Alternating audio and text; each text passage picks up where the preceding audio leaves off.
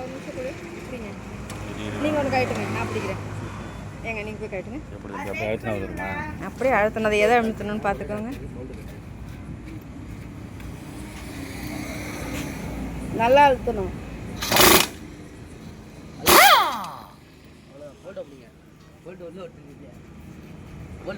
சரி okay, tight பண்ணிவிடு.